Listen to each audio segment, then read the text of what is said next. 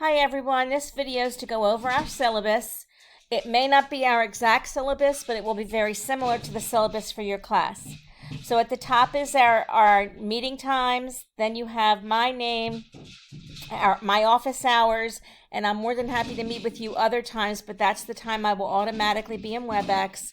This is how you get to WebEx. If you click on this link, that will get you to WebEx. My email, my office phone, and if you leave a message in my office, it turns to email. And then you have my cell phone number for texting, not for phone calls, because I don't answer your number if I don't know who it is. So we'll talk about what urgent matters are later. Remember, the prerequisite for this class is Health 315 and all of the prerequisites for 315. If you did not have all that completed, you would have gotten an email from me before the class started.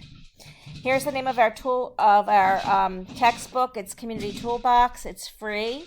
And there should be a link in Blackboard that tells you how to get there. And if not, I will add it here.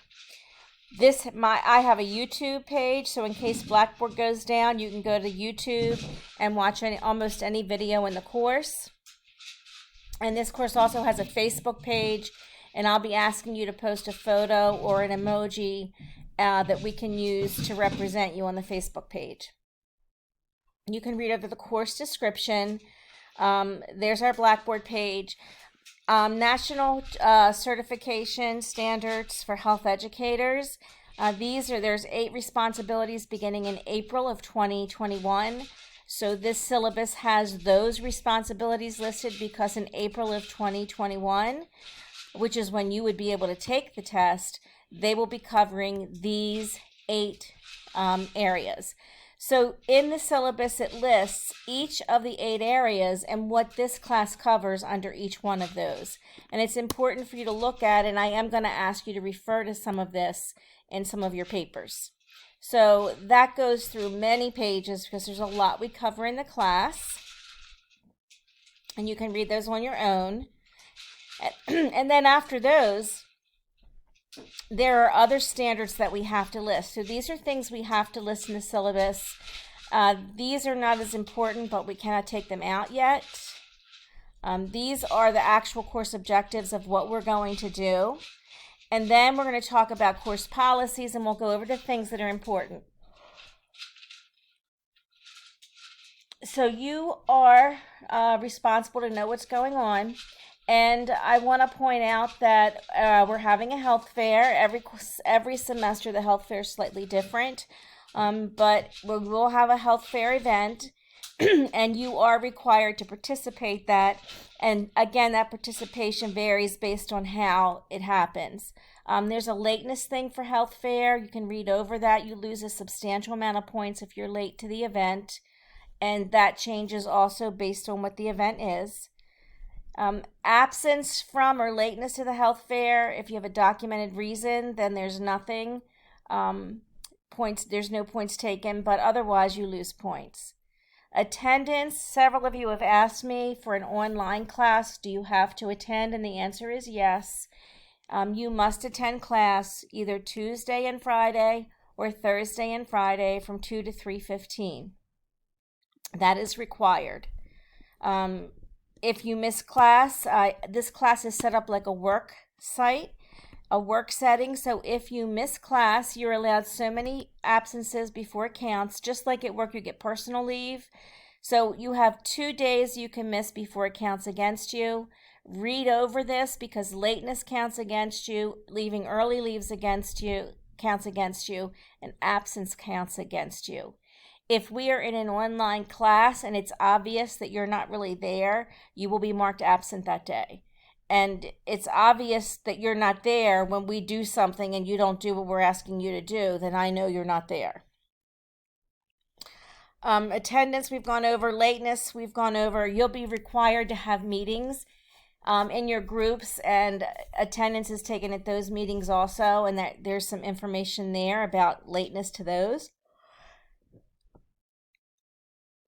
For the absence section, which is right here, it talks about missing 2 classes. It gives you very specific examples of what it means and how many points you'll lose. So this policy You do not get points for coming to class because I run the class like a work site. When you go to work, you don't get extra money for showing up because you're expected to show up. And that's how this class is. You are expected to show up. You will lose points if you don't show up, just like you lose something at work if you don't show up for work. So that's how all the rules in this class are set up to mimic a work setting. So attendance is important, but you do not get points for attendance. You only lose them. Excused absence. There are excused absences. All excused documentation has to be into me within a week, either before or after the event. If you do not turn it in within a week, then it's marked unexcused. And then it tells you what you need. So for medical excuses only, I only accept original documents, and that's going to present a little bit of issues for us. I might have the doctor send it to me directly, but it lists what has to be in your medical note. And this is because there have been so many forged notes in the past. These are the only medical notes that I accept. And read over that. If you have questions, let me know. For legal reasons, the same kind of thing is required. For deaths, your information will go to Student Affairs, and they'll send out an email to all your instructors. And for religious holidays, you'll be asked to submit something if I cannot verify the religious holiday online. Usually I can figure out what's going on just by researching it. So these are some examples of reasons why things would not be excused. So, and this is for assignments. Just because you're sick or at a court case doesn't mean that it's automatically excused lateness for your assignments. And so, for example, it gives you a few examples of what is happening and why this can't go on. So, for example, if you're sick and you cannot come to an online class, that doesn't mean you cannot do your homework. So if you're so sick that you cannot attend an online class and you cannot do any work, your doctor's note needs to say you are not able to do any work. And so just keep that in mind. Attendance gets recorded in Blackboard. If you think there's an error in your attendance, which sometimes there is, I typed the wrong thing into the wrong person, you have to address that within 1 week of me posting it in Blackboard. Otherwise, if it goes longer than a week, then it's very difficult to remember what's happened. Participation guidelines and conduct is there. If we were in a class, these are the rules for online things in a class. In a classroom, in our class, still, your phone should not be ringing. Even if you're in a meeting with your group, your phone shouldn't go off. There should be no distractions. And you all will need to be able to get online and do some research when we're in class usually. Attendance is already addressed. Academic integrity, please read over this. I do turn you into Student Affairs if you're caught cheating. The minimum punishment or disciplinary action for me is a 0 on the assignment, but you could actually fail the class from academic dishonesty or a lack of academic integrity. So make sure you understand what that is so that you're clear.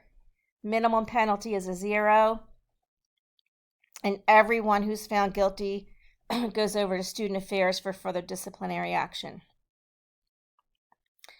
Communication, I pick up my emails usually earlier in the day, Monday through Friday, and I very rarely pick up emails on the weekend. So if this is an example of when you would text me, if your paper's due on a Saturday night and your computer crashes, that would be a text message. And the text message would either say, please read your email, or my computer crashed, I need to talk to you. Something like that, so we can talk about it. It's documented as soon as it happens. And you can read over that for more details. And then here's some other examples of urgent matters. Sometimes, like last semester when we went to online, I got very lenient with people texting. But if I'm sitting on my computer working and my email's open, there's no reason you should be texting me. This is not like I need it. An urgent matter is when you need an answer pretty quickly. If you can't find something in Blackboard, that's not urgent. You could email me, you can check with your peers. So these are examples of urgent issues. Make sure you read over them. I'm more than happy to be available to you through text messages, but I'm not going to be available 24/7. And I'm going to expect you to only text me if it's something really important. This explains how you need help. What I don't want to have you say to me is you don't understand.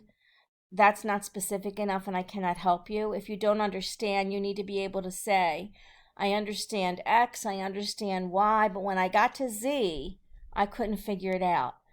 Also, if you have an unexcused absence, I will not help you one-on-one.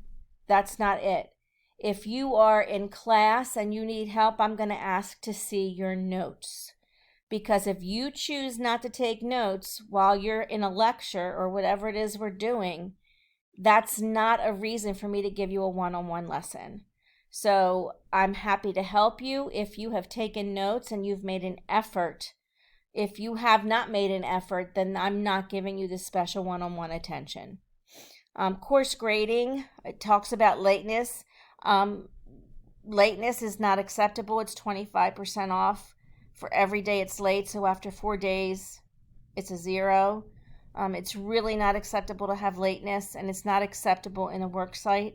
If something happens and you think something's going to be late, you need to let me know in advance of that. For example, if you did not plan out your time correctly, and that's the reason something's going to be late, you would know that a couple days in advance, and you could text me and say, or email me and say, I'm really concerned that this is going to be late because I didn't plan out my time enough.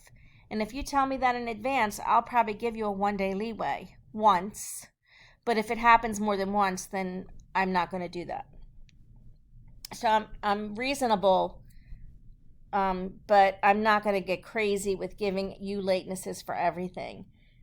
Something happens every now and then, but more than once in a semester having a late assignment is just not acceptable. Unless there's an excused, documented reason. I want you to save your documents a certain way because that helps you find them at a later date. And when you go out to internship, there's going to be times that you're going to be required to save something in a specific way. And there's a reason why you save everything the way you save it. Especially in an online environment, people have to be able to get to documents. And if everybody saves them differently, you can never find anything. So that's why we have that. If you think your grade is wrong, it's possible that I hit the wrong number on the keyboard or I might have added incorrectly. Just send me an email asking me to look at it and tell me what you think is wrong. If you think that I gave you a bad grade on something that's there, like I say, I don't see this, this is missing in your paper, and I give you a 0 on that section, if you think it's there, then tell me exactly where it is. And the reason why I have you tell me exactly where it is I read your paper twice before I grade it. So if I've read it twice and I can't find anything, me reading it again is not going to help you. You need to tell me exactly where it is. Okay, and that'll make more sense as we get into the class. To get an A or B in this class, please follow directions. If you talk to other people, they would tell you, just follow the directions. I give you very specific directions because I'm trying to help you get the best grade possible. So 1, follow the directions. 2, this is just like Health 315. Make sure you have enough time to do the assignments. If you sit down to do your paper the night before it's due, and it's one of the bigger papers, you're probably going to get a D or an F because all the assignments in this class require you to think critically. It's not you regurgitating information. So if all you do in this class is spit back facts and they're 100% perfect, you will get a C on the assignment. The only way you can get an A or a B is if you can demonstrate critical thinking and problem solving, application, evaluation, analysis, all upper level thinking. No individual gets extra credit. There are only 2 extra credit assignments. What their worth is here. The career fair, if it's not in person, there will still be something to do in its place. And then everyone can start to develop a LinkedIn page, and it tells you how the points are distributed on your LinkedIn page. Once you create your LinkedIn page, all you do is invite me to be your link. Just like on other things, you ask to be friends. Well, here you just ask to link. And once I say yes, then we're linked. And then I can look at your stuff. If you link to me and you haven't made something public and I can't find it and I'm grading it, then you don't get the points. So make sure that what you have there, other people can see. You have to use Microsoft Office. If you submit it in PDF or in a Mac program, it will not be graded. It's going to be a 0 because it's too much hassle. And Towson University gives you free Microsoft Office. So whatever products we're using in this class, which will be Word, PowerPoint, maybe Publisher, Excel, those are programs that you have access to. And so you need to take advantage of that. All right. Then there's the grading piece, and it tells you what the course objectives are, the national standards, and how many points there are, and the percentage. So sometimes people are very worried about the concept of working in groups and relying on groups for points, but I want you to realize that only 5% of your grade is from group work. It's very important that you do your group work well, but if somebody in your group is just a total mess up, that's not going to kill your grade. Then there's the online assignments, and then there's the big assignments. And as you can see, 66% of your grade comes from those large assignments, 29% comes from the smaller assignments, and only 5% comes from the group work.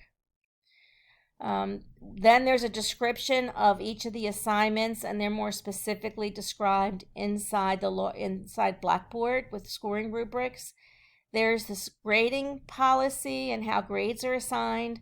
I do not round up, period. If you have an 89.9, that is a B+. It's not an A. So or an A-, do not ask me to round up your grades because I'm not going to do that.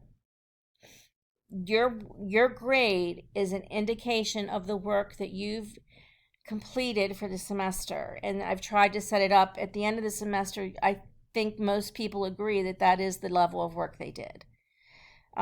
There's more services, the writing center, other student services, and then you get to the point where there's an outline of the class.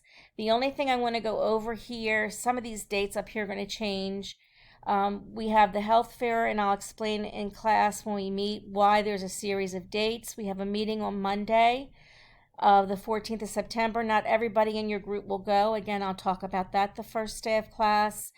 And there's another meeting that we're going to have that I don't have scheduled yet. I'm waiting to get a date from someone. So that's how this sets up. These highlighted in blue, those are online things that you have to do. But if it's a class and there's online work and we're having a group meeting, you still have to be in class. I can't think of one day in the entire semester where you don't have to go to class or a meeting. So keep that in mind. In the center column, these are activities and things your group should be doing. And in the right-hand side, those are assignments that will have to be turned in. So, for example, here's group assignments that have to be submitted. Here's individual assignments that have to be submitted. And so let's just keep that in mind. It goes through the whole semester. And then at the very end, there's a calendar, which I need to fix because there are some mistakes in it. But that's your entire syllabus. Please read over it, and if you have any questions the first day of class, make sure you ask. It's as long as it is because it covers every possible problem that has happened in this class. I'm not sure there's any problem that could happen that's not covered in this syllabus. So please read over it and make sure you're ready to ask any questions that you might have when I see you the first week of class. Thanks a lot and take care.